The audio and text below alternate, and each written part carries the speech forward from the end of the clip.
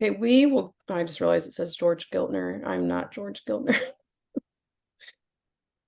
I am Jamie Inskeep, and I also have Andy Fulton with me. I'm the Director of Operations. Andy is the Program Manager. Did I say Director of Operations, Andy? You did. I'm recovering from a cold. I'm going to blame it on that. I feel like I cannot think straight. I am the Director of Programs. Andy is the Program Manager. So together we handle all of the programs for TechPoint Foundation for Youth, and just here to help you with whatever you need help with. I do have some content that I can share with you about competitions, especially if you are brand new to attending a competition. But we really want this to be whatever you need it to be. So whatever questions you have, we want it to be catered to exactly what you need to make sure that you feel comfortable and confident before you go into your first competition. I was a teacher for 16 years. I became a robotics coach back in 2016. I didn't know the first thing about robots. My son was interested. I was kind of tired of teaching, needed something more exciting in my life. And so I applied for a grant to start a robotics team. And the rest, I guess, is history. But I was terrified. I didn't know the first thing about coaching a team, let alone going to a competition. And I'll never forget my very first one, just feeling like I was drinking from a fire hose and very overwhelmed and confused, but also so touched and moved by the robotics community and the complete strangers that were other robotics coaches that were helping me and telling me what to do and how to do it. So I will say that you will experience a lot of stress and frustration, but you will also experience a lot of joy and support from your fellow coaches and your team as well. Your kids are going to be so excited that is going to drive a lot of the stress away. So we do have others signed up, but we'll just let them pop on as they come. I will share my screen so I can kind of start with, let's see. Hopefully this is the right one. We'll see. Oh, of course, got a new computer, so I have to allow that. Oh, now it's going to have to quit and reopen. Andy, I might have to pass it to you. Yeah.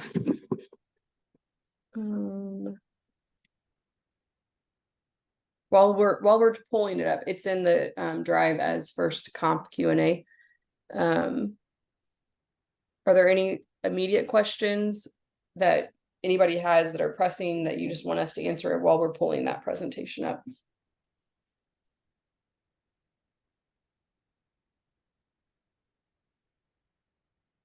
If you wanted to, Jamie, there was a good question of how to keep the teams on track throughout the day at an event when you're given the schedule and you've got your match schedules. Mm-hmm.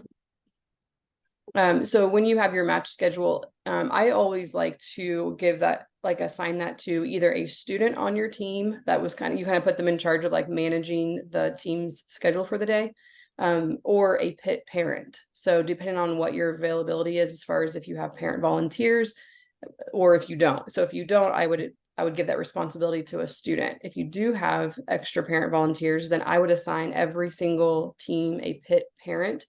And then that parent was responsible for managing the schedule and letting them know, like, you have 10 more minutes and then you need to get in the queuing line, or this might be a good time for you to do a skills run, or maybe let's go find your alliance partner for your next match and let's see if they have some time to practice. So usually the EP will have, the event partner will have all the printout of the match schedules. You can also see them on the VexVia app. So if you don't have that, you would want to download that before the competition. It's just a digital version. It allows you to monitor the scores, the rankings, the schedule, and everything. But every event partner should also offer a printed out version. And then I just would get that copy and hand it over to either the student on that team or the PIT parent, and then they would have a highlighter and they would go through and highlight every single time they see their team number. And then that way they know that there should be, in most cases, 8 matches. And they have 8 different times that they are going to report to do their match runs. And we always say to follow the match number and not the match time. So sometimes events can run behind schedule, or they can run ahead of schedule. So if you do it based on the time that it's listed, you could very well miss your queuing time, or show up super early and have more time that you could have had practicing. So we always say follow the match number. So you'll see it'll be like match 28, match 29. And then the monitors nearby, either in the pit area or near the competition area, will show which match they're on, and then the matches that they're queuing. And so you'll want to follow those match numbers and not necessarily the times that it's predicted to be happening. All right, Jamie, you have to make me the host, and then I can share my screen. Okay. Let me do that.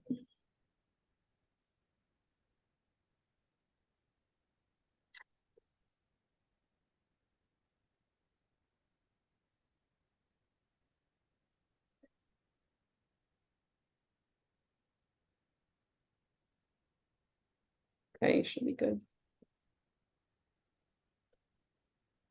And then if you just want to go to that first, I guess, slide 2 that has like the layout of the competition.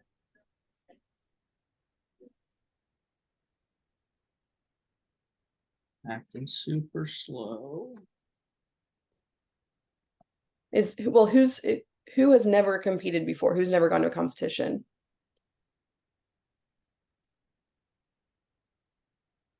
I'm a veteran coach and I also host the tournament. So I'm just hoping to learn more about the game. Perfect. Okay, we can go over the game for sure. I had a bunch of questions just kind of about I've been out of coaching the robotics team for 2 years and started a new team.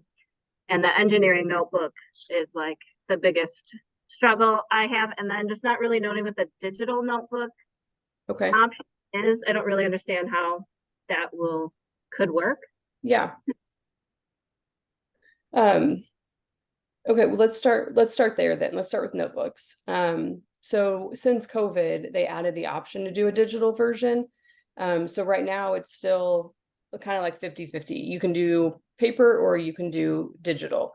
The REC Foundation on their web, if you go to their website and then just search their website for digital notebook template, then it'll take you straight to where you can download a template on either PowerPoint or Google Slides. If you're going to do a digital one, Google Slides is really the way to go, because the nice thing about it is you can keep a live version of it. So your students can update it on those Google Slides, and then you just have your link to it and you put that in your robot events profile. And then every event that you go to, the judge advisor will just pull up that notebook from robot events. They never have to ask you for it. You never have to turn it in. So that's some real benefits of the digital version is you can, anytime your students make an update, it will just automatically change and update as well. If you're using a Google Slides, if you're using a PowerPoint, then you would have to re-download it and put it into robot events before you go to an event. And the advantage is judge advisors and judges can review those leading up to the event. And so it makes it a lot more efficient. On robot events, when you sign up for a competition, I think it should say on there whether they're taking what version they're taking. The hard part is because we're doing both right now, some event partners will say paper only, and then some will say digital only. And so that makes it a little bit tricky. If you've been doing digital all year, then you'd have to print it out to have a paper copy of it to take. If you've been doing paper all year, then you would have to scan it in to make a digital version. So you it's hard for me to say like which, it's really whatever's a better fit for you and your team. They both have their downfalls and they both have their benefits. So it really just depends on what works better for you. I can tell you for the state championship, we will be digital only. So it'll be all virtual.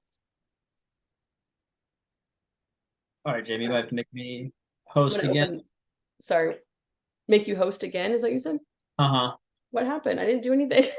No, I left and rejoined because I mean, Oh, we do the share thing too. I've never had that with Zoom.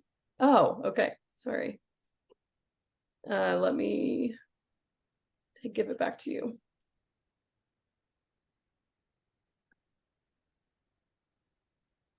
I wonder if I make you the co-host, if I can, I'll just make you the host. I'm gonna open my door really fast because it's getting so hot in here. All right, now we should be on track. Will I bother you? Okay. All right, can you guys all see this PowerPoint? Sweet.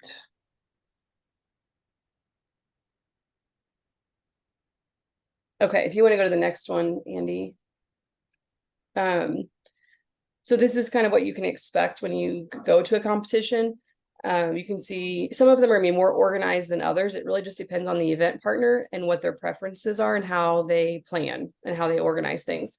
So the very first thing you're going to do when you go to a competition is you're going to check in. You're going to find the table. It's generally going to be near the entrance. It kind of depends on how it's set up, but you want to make sure that the event partner knows that you're there because they cannot start the event until every single team is checked in. So that's the very first thing you're going to want to do, and you're going to want to be on time, because that could hold up the entire competition. And then once you have checked in, then you would find your pit area. So you'll find there'll be a table that will have your team number on it. That is considered your pit. It's usually a table and 4 chairs traditionally.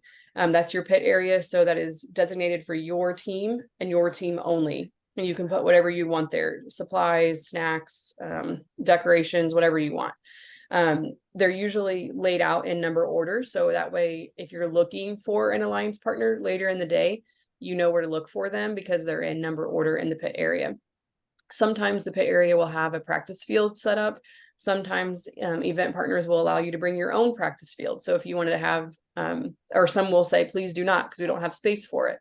If you want to bring your own practice field, I highly recommend asking the event partner, because otherwise they may not have room for it, and then you've lugged it all there for no reason. So I would definitely email them and ask them if that's okay. Once you have gotten settled, then the very first thing you want to do is take your robot, have your team take their robot to get inspected. If you're not familiar with how robots should be inspected, make sure you download the REC Foundation inspection checklist. So it has all of the constraints. That's the exact same thing that the inspectors are going to use. They're going to measure the robot. They're going to ask them questions. This should be 100% student led. So the coach should not be going with the students necessarily to the inspection table. This should be something that the kids are doing on their own. And then they'll sign off that they've been inspected, and then they are officially ready to compete. So that's the first part of your day. And then make sure if you guys have any questions as I'm going through this, make sure you interrupt me, because as I said before, I want to make sure this is catered to exactly what you need. And then, yeah, Part of the inspection again. say that one more time, Naomi. The code of conduct is part of the inspection where the coach and the student has to sign off. Oh, yes, I'm sorry, you're right. That's a new part. There's a code of conduct section at the end where basically you're saying that you agree to the code, you've reviewed the code of conduct. So I would say if you haven't done that, I would download that, have your students read it, have emailed out to all of your parents and have them review it so that they know that the adults are not allowed to touch the robot. And then the coach can go just initial that section. So in some cases, sometimes when you go to a competition, the inspection sheet might already be at your pit area. And so if that's the case, then the coach can just initial that section and then send the students with the inspection sheet to the inspector. If the sheet is with the inspector, then yes, Naomi, the coach would have to go up with them just to sign off on that code of conduct section. Yeah, thanks for that reminder, because that is a new part of the sheet that wasn't there before. And then after inspection, everybody's checked in. There'll be a meeting. As you see in these pictures, you see this is probably the only time that you'll see like everybody sitting and listening.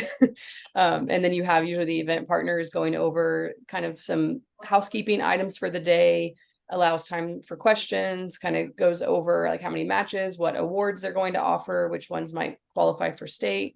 And then they usually will announce that they have like printed the match schedules and are available. And then they usually have one person from each team that can come up and get a copy of the match schedule. But like I said before, you can also access that on Dex via. And then not in all cases, but in most cases, the inspection table usually doubles as the queuing table. So once the inspection is over, then it becomes queuing. And that just means it's where the students stand and wait for their turn to go up and compete. So it's kind of like the same analogy as baseball, where you're on deck or in the hole kind of thing.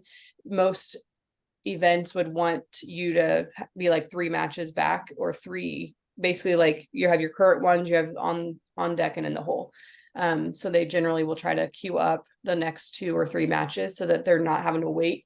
Having to wait on teams and try to find them really slows down a match. So that's one way to kind of get on the bad side of the EP, is by being late to queuing. So I would always stress to my kiddos, make sure you are on time, get there, because technically they can skip them if they're past their match time. So you don't want, that would be devastating for the kids. So you just want to make sure that they're on time.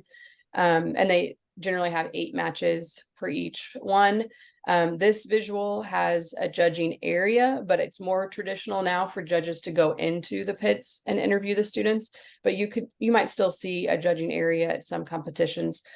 Just know that you could see both. But if you see an adult coming up to talk to your kids, it's generally a judge that's asking them questions about their robot and about their team. And so adults should steer clear while that interview is happening. And then the skills area. So it's usually at least one field, sometimes up to 3 fields, somewhere separate from the competition area. Some event partners will use their, if they don't have enough fields, they will use their main fields for the tournament, and then they'll like take a break during the lunchtime and they'll do skills on those fields. So that's only if they don't have enough fields, but just keep that in mind, that skills is generally separate from the tournament fields, but in some cases they could be doubled up and separated out by the agenda. In the skills area, that's where your students get 3 driving attempts and 3 programming attempts. So they're not matched with an alliance partner, and they are driving or programming on their own. So that is their individual score that represents them as an individual team and is reported to the global skills standings list. So it ranks them against every other IQ or VRC team in the world. And then you can filter that list by Indiana, so you can kind of see where they fall in Indiana. But that the benefit of doing those matches or those attempts, the benefit of those attempts is that it's a representation of what your team can do on their own without an alliance partner. And then those skill scores can, in some cases, qualify them for the state championship and sometimes the world championship. So it's important that if students are more competitive and they want an opportunity to go to state, if they don't win an actual tournament or get an excellence award, then that would be their only other way to get there, would be to get it off the skills score. So, and it's just a good opportunity for them to highlight what they can do on their own and not have, sometimes being paired with a complete stranger team that you've never met before and having to perform can be very overwhelming for students. So a lot of times they like the opportunity to showcase what they can do on their own. I'll pause there. Any questions so far? This one might be niche, or maybe it's written somewhere and I've missed it. But when we get the paper and it says team 1, team 2, are those the starting positions on the board? Is that a silly question? No, there are no silly questions. Andy, will you go to slide 4? Do you mean like, so like, here's an example of a match schedule. Is this what you mean, Ashley? Yes, sorry, we're at practice right now, so I'm Oh, trying that's to okay. between. No, that's But- okay. So this shows like team 1 and the team 1, team 2 doesn't mean anything. It just means that these are your 2 alliance teams that are going to come together and compete.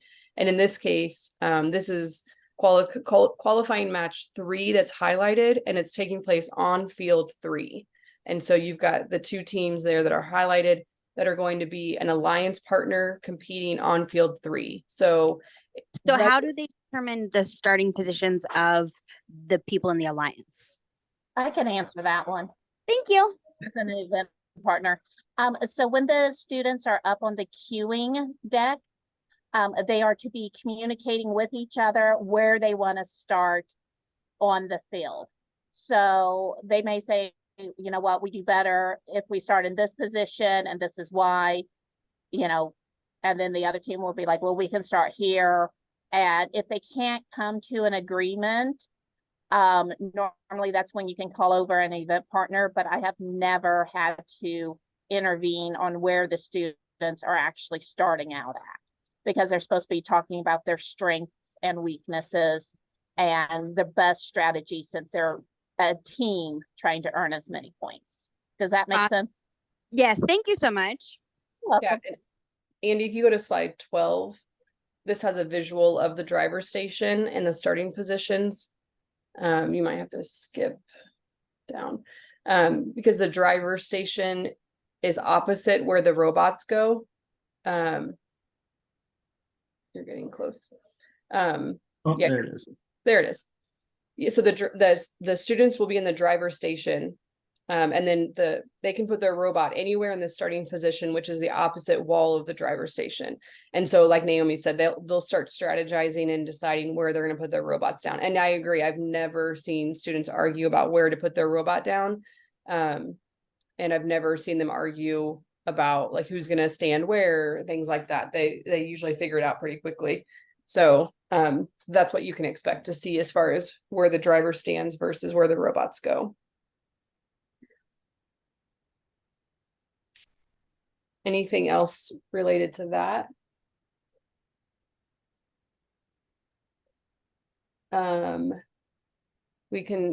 Do we need to go? I mean, I want to make sure this is what you guys need. I don't want to waste your time at all. I know you have much better things you could be doing. Sorry, excuse me. Yeah. Good evening. Hey. I've always wondered about the autonomous competition. How does it play into the regular competition? Will the kids be called when they are ready for the autonomous, that is the programming portion of it? And how does the scores apply to the general score, the final score of the team? Thank you. Yeah, no, that's a good question. The skill, so the programming is a part of the skills challenge. So with the skills challenge, that is not a part of the tournament challenge. The tournament challenge, they're paired with an alliance partner, and generally they have 8 runs that they do throughout the day. And then in between those, they go to the skills area and they can compete individually, just the 2 drivers. They get 3 driving attempts and they get 3 coding attempts. So the programming, so let's say, for example, the team goes to skills, it's their very first competition and they're driving, they go up to the skills area and they say they want to drive for their first run. And so let's say they get 20 points driving. So that 20 points is now their skills score that goes in the global skills standings list. That's for the whole world. And if they then go back to that area and they say, okay, this time I want to do a programming attempt, and they code their robot and they do, in that 1 minute, they score, let's say 10 points programming. So those 2 scores now get added. So 20 and 10. So they now have a score of 30. And so that moves them obviously higher up on that skills standings list on robot events. And then let's say they go back for attempt number 2 and they decide to do driving. And so this time they get a 30 in driving. So they now have 30 points instead of so the 20 goes away and they now have the 30 points. Plus they still have the 15 as their highest programming. So now they have a score of 45 total. So that the score does get added to the program, the highest driving and the highest programming gets added together to be their total skills score. And that's what ranks them against other teams in the world. And then if they go to another competition, maybe the next weekend, and they get a higher score, then it knocks out their old score. So it's an ongoing high score beats the previous score. I think that answers your question. It does. Thank you. Yeah, no problem.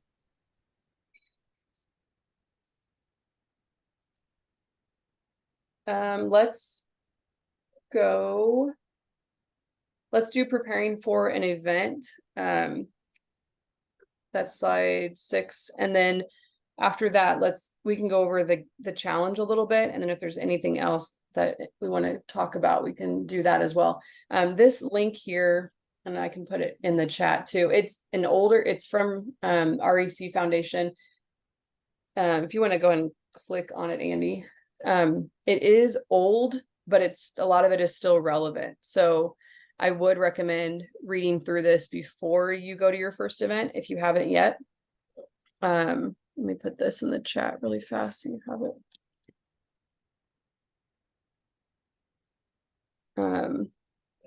Some of it, as far as like the notebooks, needs to be updated a little bit, but it still has some really good content. You have the consent forms. Some event partners are more strict than others about consent forms, but they're all digital now. So, I mean, you can print them, but if you print them, then you have to upload them. So it's a lot easier if you just send the link out to your families and have them fill it out, and then it's just on file. So that makes it a lot easier. You obviously want to review the game manual, make sure you understand all of the rules. The requirements for the robot that we talked about for inspection. This refers to STEM research projects, which is not relevant anymore. We don't do those anymore, so you can ignore that. The team numbers. This is funny story. My very first year going to an event, and I had 3 teams, I think, and I didn't understand that their team number was important until we got to the competition, and I started seeing like they had to know what their team number was. And so I saw another coach was like writing it on their hands with marker. And I asked what they were doing. And they're like, oh, this is our very first competition. And they forget what their team number is, because it's usually a 5 or 6 digit number. And that can be hard for kids to remember. And so they were writing it on their hands. And I was like, oh, can I borrow that Sharpie? It helps a lot if you put it somewhere, because as you can tell in like the match schedule, they have to know their team number. And like the pit area, it won't take them long after the first competition. They probably won't have a problem with it, but they have to know their team number. That's really important. So and the letter at the end makes a big difference too. So if it's team 1, 2, 3, 4, 5A, that's very different than 1, 2, 3, 4, 5B. They're from the same school, but they're 2 very different teams. And so you just want to make sure that you include that number and letter when you're there. I think all of so we can go back to provide adult supervision at all times. That's really important too. You want to make a good impression on the event partner, and you want to make sure that your kids are being supervised at all times. Some things to bring, obviously, your robot, battery and extra batteries if possible, chargers. They usually will have a charging station, but if you also have extension cords and power strips, that will help to free up more outlet space. Your remote, of course, extra parts. You can like make repairs, make adjustments in your pit area. So it's just can be handy to have some extra parts lying around. Laptop if your students are doing programming. Your engineering notebook, of course, if it's not digital, Sharpie you can write those numbers on their hands, highlighter so they can highlight their match schedule. Clipboard is nice if they're if with the match schedule. Snacks, of course, most events will have a concession stand, and that's usually where they make a lot of their profit. So it is nice to give back to the program by purchasing food there. Sometimes they'll have pre-order pizzas that you can do, which is really handy, and again helps to give back to the program that is trying to make money off the event. So it does help, and I would always encourage my families to purchase food at the event to help support that program, just like we'd want them to support our program when we host events. But it doesn't hurt to bring snacks. I know I've never heard of an event not allowing you to bring snacks in. So light snacks and water are encouraged, but still want to encourage you to purchase food there to support the program. Okay, any questions before we go over the challenge?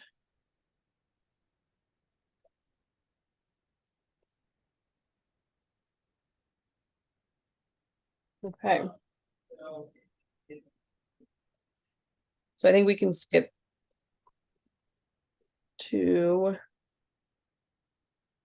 we'll skip the video, Andy, and just go to, yeah, you can start there. Okay, so this year's challenge, first of all, is very challenging.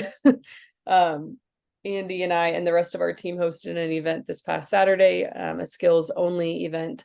Oh, and I should, when I go back to, let me go back to skills for just a second and say that your skills score alone doesn't necessarily qualify you at an event. It's not like you can get skills first place trophy at an event, but it's usually not a state qualifying trophy or award. But some events will have a first place skills score.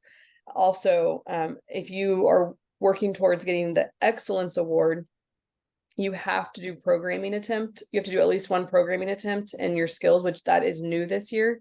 And you have to be performing in the top, I want to say 5% of the skills to be considered for the excellence award. So that does play into that as far as any awards go. So I just wanted to point that out before I move on. Okay, so there are several ways that they can score in this year's game. It does change every single year. This one is probably the most challenging one that I've seen. Our CEO says it's like, he calls it cleaning your room game. It's like cleaning up your bedroom. You've got your, will you go back one, Andy? Sorry. Yeah. We've got your supply zone in the top right corner there. They're completely randomized green and purple blocks, and they should all be lying in there flat, but you get points for clearing that supply zone out, which we didn't see a single person do in our event that we were at on Saturday.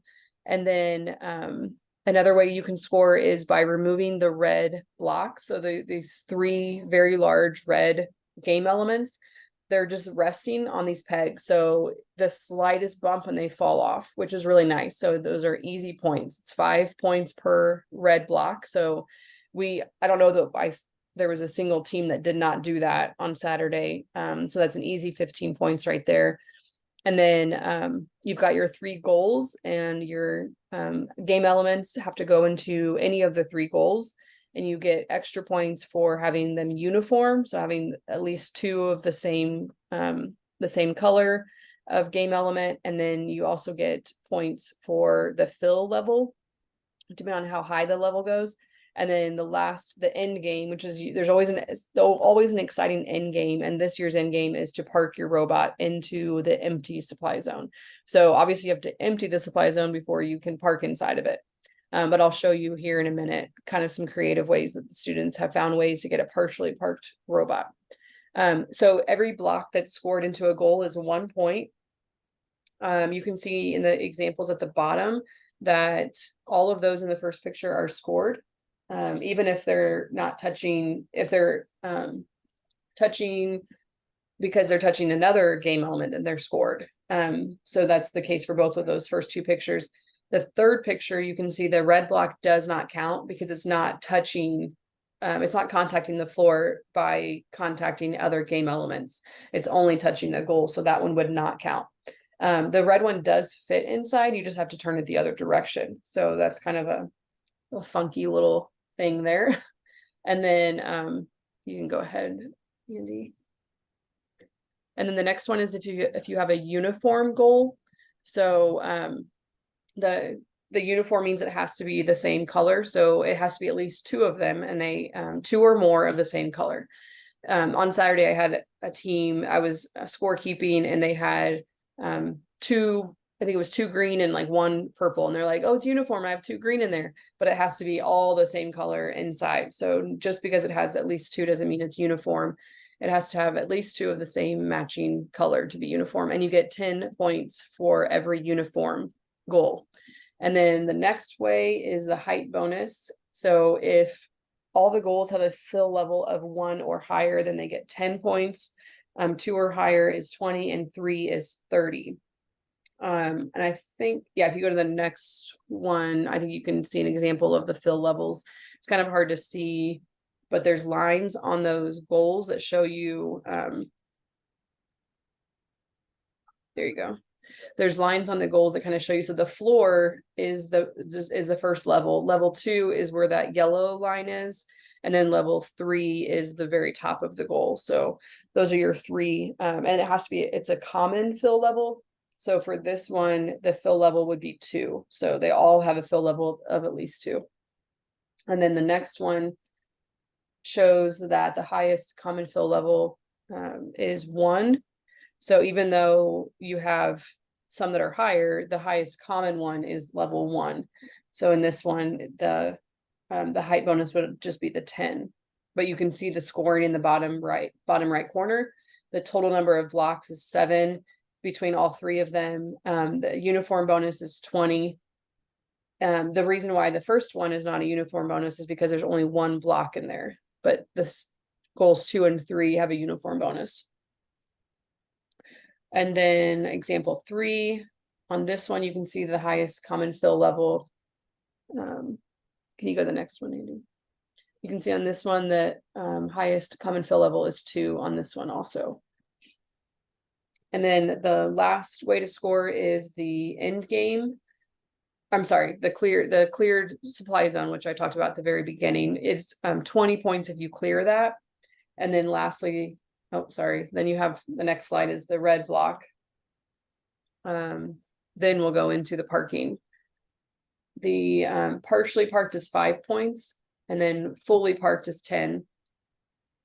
And if they're double parked, you get an extra 10 points. So the way a lot of the, if you go on to the examples of the parked ones.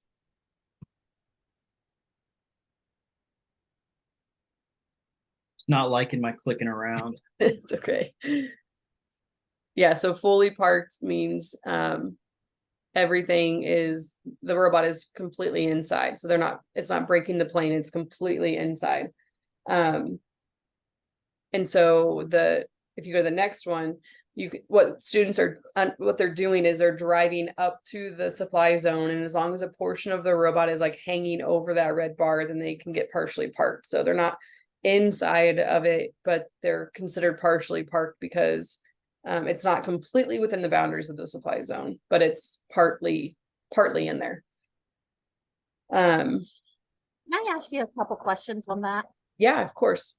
Okay, so can they be on the outside of those red bars and kind of have something hanging over on the inside? Yes. Parked. Okay. Yes. When they go over, and again, I haven't been able to like dig deep into the rules, but I mean, how are they getting over that red bar? Like, can they like drive right over it, touching it, or would that be considered damaging of the field? No, they can drive. I mean, technically they can, there's nothing that says they can't drive over it. I've not seen it happen. I haven't seen videos of it. I haven't seen it in real life. I don't know how, I honestly, to be realistic, don't know how teams are going to do this. I know that they're working on different mechanisms that like lift them over, and like the one I've seen some that are like trying, like they just like throw themselves over it, which in most cases damages the robot. So they like ram into it and like flips over. I haven't seen anything very graceful at this point, but there's nothing at this point, and there could be adjustments to the game manual. Sometimes they do make adjustments based on how students react to the rules. So we'll see, kids get very creative and you just never know what they're going to come up with. But at this point, I haven't seen it happen. So it's hard to say exactly, but I just kind of question that because I mean, we've always been able to hang on the PVC pipes on some of them, yeah. but a lot of times like driving over that, I just don't know how close that would be to the rule of, intentionally damaging the field because you're purposely driving over that PVC pipe. So right. I think it's very sturdy. Well, I say that, but we'll see, we'll put it to the test and find out. But I can't imagine that you would see a lot of like purposely damaging I don't think you'll see a lot of those violations because of the whole point that they're trying to get in. So I think they're expecting that. I think they're, I don't see a lot of that happening. I think it's either going to be students are either going to figure it out or they're not. they're either going to stay away from it, or they're going to figure it out and they're going to master it. I don't see a lot of them like slamming into it, in hopes of breaking through it or anything. But we'll see. Yeah.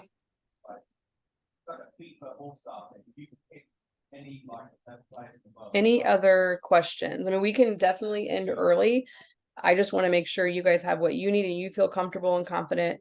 If you've not signed up for a competition, I highly recommend you go on there and see. There should be plenty to choose from. More will be added.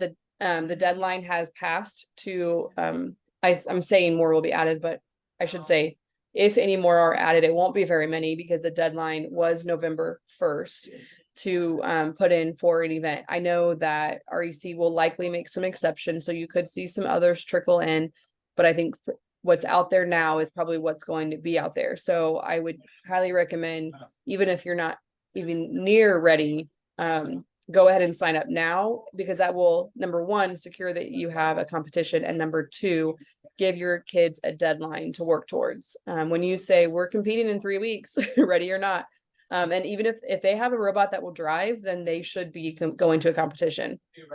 They might come in dead last, and that's okay, because they're going to learn a lot from that. So if their robot is driving, then they should go, because they can get those 3 red blocks off, and they can partially park. So they're going to learn a lot from other teams when they're there. So I would highly encourage them. Let's just go. Let's just test it out and see what happens. You just never know. I have another question pertaining to the game. Are there designated starting positions this year?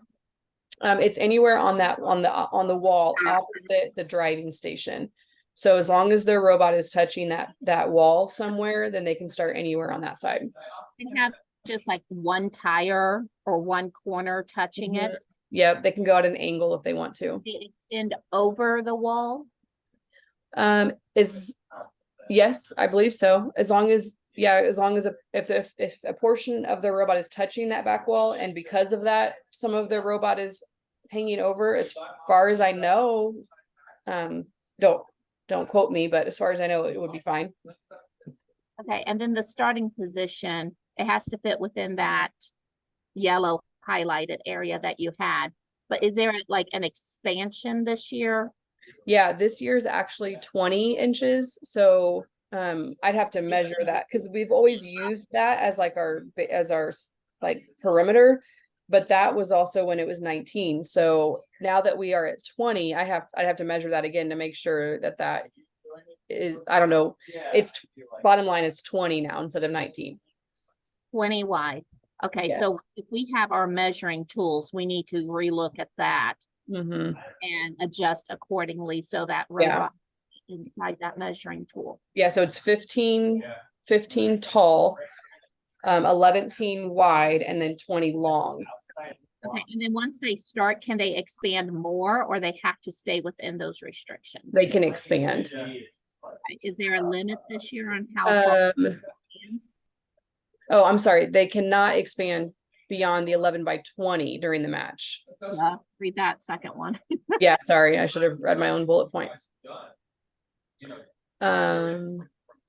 Yeah, it does not expand beyond 11 by 20 during the match. Okay, so that doesn't, okay. So it can go taller. It can go taller. It can go taller. It just can't go long. Yep. Or like last year, how they had that one thing that extended out. Exactly. Yeah. Since this year's challenge doesn't require a horizontal expansion, they've removed that. So that's a little bit different this year. So you can go tall, you just can't go long.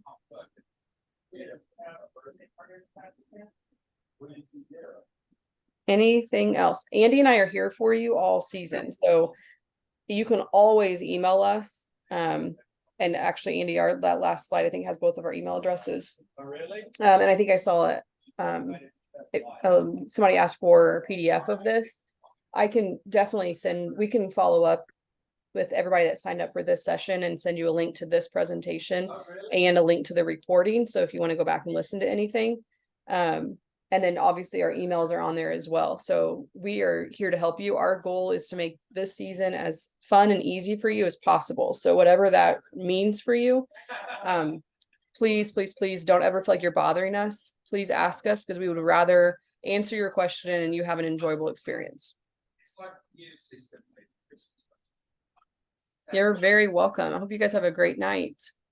We will follow up with an email to everybody with the recording takes a while. Once it's done, we'll upload it to YouTube and send that out. But as soon as that gets uploaded, we'll get it sent out. Thank you very much for hosting this. Yeah, you're welcome.